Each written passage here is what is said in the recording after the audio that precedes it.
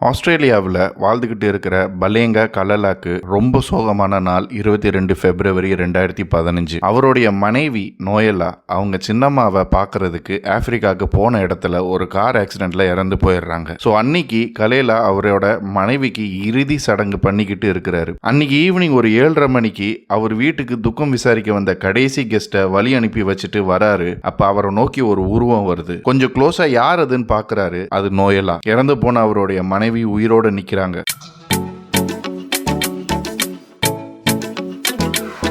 நம்ம சேனலை இன்னும் நீங்கள் சப்ஸ்கிரைப் பண்ணலைன்னா இமீடியட்டாக சப்ஸ்கிரைப் பண்ணுங்கள் அண்ட் நோட்டிஃபிகேஷன் பெல்லை தட்டுங்க. அப்போ தான் நாங்கள் போடுற புது வீடியோஸ் உங்களுக்கு நோட்டிஃபிகேஷன் வரும். நோயலா ருக்கெண்டோ, மெல்பர்ன், ஆஸ்திரேலியாவில் 8 குழந்தைகளோடும் அண்ட் கை நிறைய சம்பாதிக்கிற ரொம்ப பாசமான அவங்க ஹஸ்பண்ட் பலேங்கா கலலாவோடும் எல்லா இல்லத்தரசிகளும் கனவு காண்ற ஒரு சந்தோஷமான குடும்ப வாழ்க்கையை தான் வாழ்கிறாங்க. 2004 நோயலா ஒரு ரெஃப்யூஜியாக ஆஸ்திரேலியாவுக்கு வராங்க. அவங்களோட சொந்த ஊர் புருண்டி, ஆப்பிரிக்கா. நோயலாக்கு ஏற்கனவே கல்யாணம் ஆகி 5 குழந்தைங்க இருக்காங்க. அவங்களோட ஏழ்மை நிலைமையை சரி செய்ய நல்ல வாழ்க்கையை தேடி அவங்களும் அவங்க 5 குழந்தைகளோட ரெஃப்யூஜியா வந்த இடத்துல அவங்களோட 2வது கணவரை மீட் பண்றாங்க. கலேலாவும் காங்கோன்ற கண்ட்ரியில இருந்து ஒரு ரெஃப்யூஜியா ஆஸ்திரேலியாவுக்கு வராரு. அந்த டைம் நோயலாக்கு இங்கிலீஷ் சரியா பேச தெரியாது. கலாலா தான் டிரான்ஸ்லேட் பண்ணி நோயலாக்கு ரெஃப்யூஜி செட்டில்மெண்ட் ப்ரோக்ராம் பத்தி ஹெல்ப் பண்ணுவாரு. தென் அவங்களுக்குள்ள காதல் வந்து அவங்க 2 பேரும் 2005 கல்யாணம் பண்ணிக்கிறாங்க. அண்ட் அவங்க 2 பேருக்கும் 3 குழந்தைகள் பிறக்கிறாங்க. ஸோ 10 வருஷம் அவங்க குடும்ப வாழ்க்கை ரொம்ப சந்தோஷமா போய்கிட்டு இருக்கிற நேரத்தில் நோயலாவோட சின்னம்மாக்கு உடம்பு சரியில்லாம போய் ரொம்ப சீரியஸா இருக்காங்க. ஸோ நோயலா அவங்க சொந்த ஊருக்கு போய் அவங்க சின்னம்மாவை பார்க்க டிசைட் பண்றாங்க. கலாலாவால நோயலா கூட போக முடியல. சின்ஸ் கலாலா ஒரு ஃபோர்க் லிஃப்ட் ஆப்ரேட்டரா ஒர்க் பண்றதுனால அவருக்கு லீவ் போட முடியல. ஸோ நோயலா மட்டும்தான் தனியா அவங்க ஊருக்கு போறாங்க. அன்பார்ச்சுனேட்லி அவங்க சின்னம்மா இறந்து போயிடுறாங்க. அண்ட் நோயலாவால இந்த இழப்பை தாங்க முடியல. பிகாஸ் இந்த சின்னம்மா தான் நோயலாவை வளர்த்தாங்க. நோயலா புருண்டியில் போஜும்போராங்கிற ஹோட்டல்ல தான் தங்கியிருக்காங்க. அவங்க ஹஸ்பண்ட் கலாலா அப்பப்போ கால் பண்ணி நோயலா கிட்ட அவங்க எப்படி இருக்காங்கன்னு செக் பண்ணிக்கிறாரு. சின்ஸ் ஃபுல் டே அவங்க சின்னம்மா இறுதி சடங்குல இருந்ததுனால நோயலா அவங்க ஹோட்டல் ரூமுக்கு போய் ரெஸ்ட் எடுக்க போறாங்க. ஆனா அவங்க சின்னம்மா இழப்ப தாங்க முடியாம அழுதுகிட்டே இருக்காங்க. அப்போ அவங்க ஹஸ்பண்ட் கலாலா கால் பண்றாரு அண்ட் நோயலாக்கு ஆறுதல் சொல்றாரு. நோயலா அவங்க ஹஸ்பண்ட் கிட்ட அவங்க குளிச்சுட்டு தூங்க போறதா சொல்றாங்க. ஆனா கலாலா அவங்களுக்கு குளிச்சுட்டு வெளியே ஒரு வாக் போக சொல்றாரு. ஸோ தட் நோயலாக்கு கொஞ்சம் மன அமைதி கிடைக்கும்னு. ஸோ நோயலாவும் நல்ல அறிவுரைன்னு வெளியே வாக் போறாங்க. அவங்க ஹோட்டல் காம்பவுண்ட்ல இருந்து கொஞ்சம் தூரம் தான் நடந்திருப்பாங்க. அவங்க கிட்ட ஒருத்தர் வந்து அவங்க மூஞ்சிக்கு நேர கண்ணை நீட்டி கத்தாத அப்படிங்கிறாரு. மீறி கத்துனா நான் உன்னைய சுற்றுவேன், என்னை எப்படியும் பிடிச்சிருவாங்க, ஆனா நீ உயிரோடு இருக்க மாட்ட, ஸோ சத்தம் போடாம கார்ல ஏறுன்னு அந்த ஆள் சொல்றாரு. நோயலாக்கு என்ன பண்றதுன்னே தெரியல. அவங்க கண்ணுல இருந்து பயத்துல கண்ணீர் கொட்டுது. ஒரு நிமிஷம் அவங்க 8 குழந்தையும் அவங்க ஹஸ்பண்டையும் யோசிக்கிறாங்க. அந்த ஆள் சொன்ன மாதிரியே கார்ல ஏறி உட்காடுறாங்க. காருக்குள்ள ஏற்கனவே 3 பேர் இருக்காங்க. அதாவது ஒரு டிரைவர் அப்புறம் 2 பேர். அந்த 2 பேர் கையிலயும் கன் வச்சிருக்காங்க. ஸோ நோயலாவை சென்டர்ல உட்கார வச்சு கிட்னாப் பண்றாங்க. நோயலாவோட கண்ணையும் கட்டிடுறாங்க. கிட்டத்தட்ட ஒரு 40 நிமிஷம் அந்த கார் டிராவல் பண்ணுது. அந்த கார்ல இருந்து யாருமே பேசாம சைலண்டாவே இருக்காங்க. தென் ஒரு பாயிண்ட ரீச் பண்ணவுடன் நோயலாவை வெளியே தள்ளுறாங்க. அந்த இடம் ஒரு பழைய பில்டிங். தென் நோயலாவை சேரோட போட்டு கட்டி வச்சிடுறாங்க. ஒரு கிட்னாப்பர் அவங்க பாஸுக்கு கால் பண்ணி பேசுறாரு. பேசிட்டு நோயலா கிட்ட நிறைய கேள்வி கேட்கிறாங்க. அதுல அவங்க கேட்டது, இந்த ஆள் எதுக்காக உன்னைய கொல்லணும்னு சொல்றாரு, அப்படி நீ அவருக்கு என்ன பண்ண? நோயலாக்கு ஒரு நிமிஷம் ஒண்ணுமே புரியல. தென் அந்த கிட்னாப்பரை பார்த்து, எந்த ஆள்? இது வரைக்கும் எனக்கும் யார்கிட்டயும் பிரச்சனை இருந்ததே இல்ல, சோ யார் அந்த ஆள்னு கேக்குறாங்க. அதுக்கு அந்த கிட்னாப்பர், வேற யாரு, உன்னோட ஹஸ்பண்ட் தான். இதை கேட்ட நோயலா, அதுக்கு வாய்ப்பே இல்ல, என்னுடைய ஹஸ்பண்ட் அப்படி பண்ண மாட்டாரு, நீங்க பொய் சொல்றீங்க. அதுக்கு அந்த கிட்னாப்பர் நோயலாவை பலார்னு அரைஞ்சு, நீ ஒரு சரியான முட்டாள், இரு நான் ப்ரூவ் பண்றேன்னு திரும்பி கொஞ்ச நேரத்துக்கு முன்னாடி கால் பண்ண அதே ஆளுக்கு கால் பண்றாரு. தென் கிட்னாப்பர்ஸ் அவங்க இப்ப நோயலாவை என்ன செய்யணும்னு அந்த ஆள் கிட்ட கேட்டுட்டு போனை ஸ்பீக்கர்ல போடுறாங்க. நோயலாக்கு அந்த குரலை கேட்டவுடன் ஒரு நிமிஷம் யாரோ அவங்க தலையில கல்ல தூக்கி போட்ட மாதிரி இருந்துச்சு. அந்த ஸ்பீக்கர்ல அவங்க கேட்ட அந்த குரல் கலலாவோட குரல் தான். கலலா போன்ல அவளை சீக்கிரம் கொல்லுங்க சீக்கிரம் கொல்லுங்கன்னு 2 தடவை சொல்றதை கேட்டு நோயலா ஆல்ரெடி மனசால இறந்துட்டாங்க. அவங்களால அழுகையை கண்ட்ரோலே பண்ண முடியல. 10 வருஷமா என் கூட வாழ்ந்த என்னோட ஹஸ்பண்டா இது,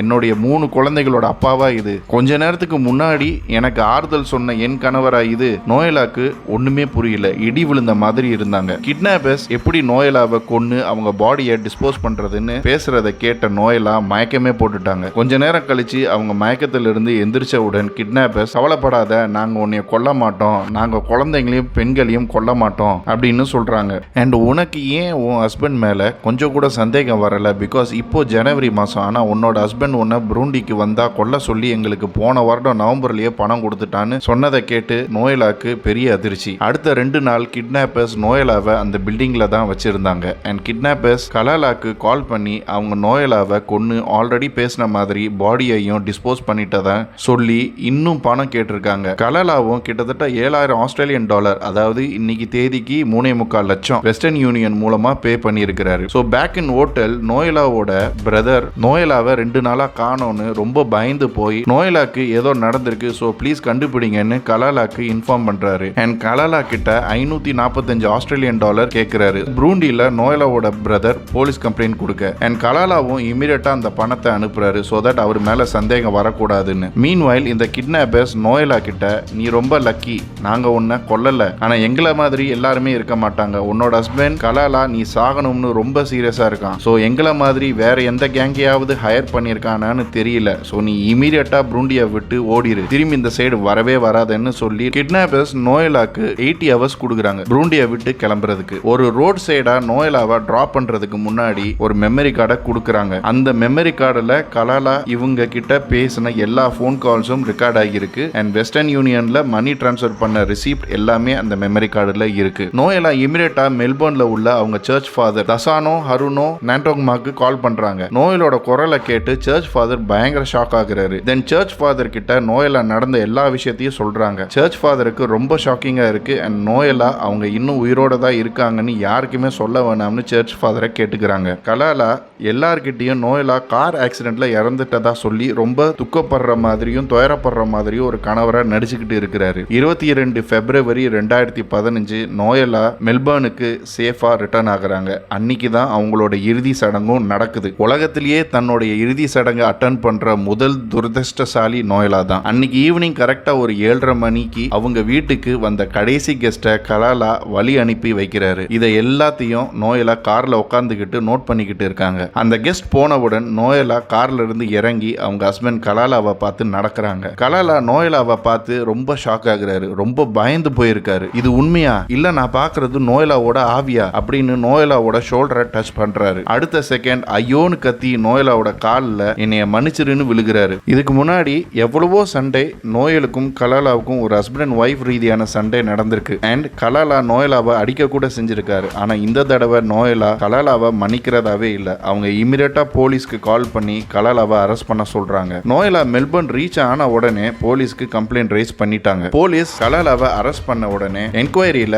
கலாலா இதை நான் பண்ணவே இல்லை அப்படின்னு சொல்லி டினை பண்றாரு. தென் போலீஸ் அட்வைஸ் படி நோயலா கலாலா கிட்ட போன்ல சமாதானம் பேசுற மாதிரி அவரை கன்ஃபஸ் பண்ண வைக்கிறாங்க. இது எல்லாத்தையும் ரெக்கார்ட் பண்ணி நோயலா எல்லா எவிடன்ஸையும் கோர்ட்ல சப்மிட் பண்ணி கலாலாவை 9 வருஷம் சிறையில போடுறாங்க. அக்கார்டிங் டு கலாலா அவர் நோயலாவை ரொம்ப லவ் பண்ணதாகவும் அவர் என்னை விட்டு வேற யார் கூடயாவது அவ போயிருவான் தான் நான் இப்படி செஞ்சேன்னு சொல்றாரு. ஆனா நோயலா இதை நம்புறதா இல்ல. பல வருஷம் ஆகியும் நோயலாவால கலாலா பண்ண இந்த சம்பவத்தை மறக்கவே முடியல. இன்னைக்கும் அவங்களுக்கு நைட்ல தனியா இருக்கும்போது கலாலா அவளை கொல்லுங்கன்னு சொன்ன அந்த குரல் தான் கேட்டுக்கிட்டே இருக்குன்னு மன உடைஞ்சு சொல்றாங்க. இப்போ நோயலா பழைய வாழ்க்கையை மறந்து அவங்களோட 8 குழந்தைகளோட புதிய வாழ்க்கையை நோக்கி பயணிச்சுக்கிட்டு இருக்காங்க. ஸோ இந்த வீடியோவை பத்தி நீங்க என்ன நினைக்கிறீங்கன்னு கமெண்ட்ஸ் பண்ணுங்க. பிடிச்சிருந்தா லைக் பண்ணுங்க.